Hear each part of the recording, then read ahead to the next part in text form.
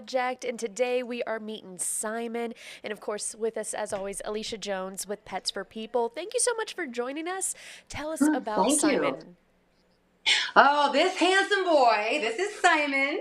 Oh my gosh, he's about 3 years old. He is a lot of energy. He's a strong boy. He's a very energetic boy. He's very playful. But he's just so handsome. I just had to introduce him to y'all. You Well, see he him? is very cute. Look at his little face. Now he seems Yeah. like a big boy. How old is Simon? He is 3 years old. He's been here a couple of years. He was also a parvo survivor from a couple years ago. But he's just ready for his forever home. He's got so much energy, and he just loves to run. If he had somebody that was a runner, hiker, outdoorsy kind of person, he would be perfect addition to that family. You had Maybe mentioned, older kids though with him, just because he's a little bit rambunctious. of course. And you had mentioned parvo. Of course, that's something he survived years ago. Is there anything that a pet owner would need to know after the fact? Is there any kind of lingering things? No? Oh no, Awesome. no, just that he's really strong. That he's really strong, determined. Yeah. Tell us about his nature. He seems very playful, but also pretty relaxed. Yeah, he is pretty relaxed, but like I said, he is very playful. He's very strong. He's also got a very dominant personality. So for him, he'd probably best the only dog in the house, probably only pet. Really, I don't.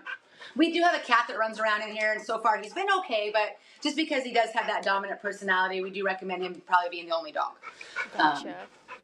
And of course, you had mentioned the perfect family would be someone or a family that is very active, that likes to be out and outgoing and just doing. yeah. Um, you had mentioned that you said he was good with other dogs, is that right? No, not really. He's Okay. just very dominant in his personality. So I mean, you really want to do a meet and greet if you did have other dogs. But with that dominance, he's probably just being the only dog is ideal for him, Hmm. you know. But Now, if you with had Pets for somebody that was really wanted to take him out and about, he'd be a great dog for that. I hear you. Now, with Pets for People, y'all have a really amazing space that gives the dogs and the people enough time and kind of like letting them out in nature to meet one another and kind of test that all out. Do you have that same opportunity to for folks to bring in their own dogs to see how the two Yeah. would mesh? Walk me through Oh what that yeah. process is like. Well, we'd have you fill out the application, or if you're interested in adopting. But then, otherwise, we have a huge, big dog parks in the backyard that are fenced in. We have some smaller meet and greet areas, kind of depending. I would recommend maybe first having them meet through the fence a little bit, and then maybe coming into the larger area, or then maybe getting a little bit closer up in the smaller area, depending on how things went. Just because, like I said, his personality is pretty dominant. But if you had a dog that was okay with that, but we do have different levels of getting them to meet other dogs. You kind of see how it goes. I think that's so cool that y'all do that. I think that's such a unique experience that not a lot of other places can do because maybe they don't have the space or what have you, but y'all have that opportunity to allow Yes. everybody to be comfortable and confident when meeting one another. Walk Yes. us Yeah. walk us through the stages of someone who is interested. They fill out the paperwork. Do they contact you? You contact them? How does the ball get rolling there? So you can go to petsforpeople.org, and there's an application online you can fill out. You're more than welcome to come on down and fill one out in person as well. We have amazing kennel techs. They love to walk you through, introduce you to anybody. If you want to just look around, we'll get whoever out. You can go to those areas that we mentioned to have them to hang out with the dog.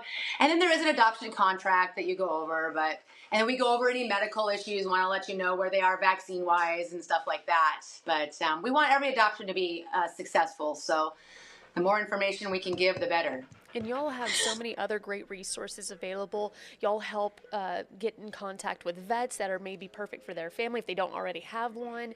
Mm-hmm. Trainers, you also kind of help get that ball rolling there. I mean, y'all offer a lot. Is there something that y'all offer that maybe people may not know about that others don't provide? Well, we can recommend trainers. We do have a couple trainers that come out here and help us with some dogs that really need some help getting socialization. So we've got some great trainers we can recommend. As far as resources, like you said, the veterinarians that we work with were great, and we're happy to recommend them as well. Um, and yeah, I mean, you're welcome to come back and visit the dog as many times as you want to make sure it's the right fit. We have a couple like shy ones that I would love if somebody would come out and visit them multiple times before they made that decision, because it's an important decision that you're going to add to your family, and you want to make sure it's the right fit. Absolutely. And are y'all in need of volunteers right now? Because, like you Oh mentioned, yeah, that's that social aspect that some of your dogs and cats need. It's yes. really great that your volunteers provide that. Oh yeah. The more that we can try to make it as close to home as we can for these guys. So anybody that's is willing to come out and walk them, just love on them, hang out with them, throw the ball for them. I mean, we love that. They love that. It's great.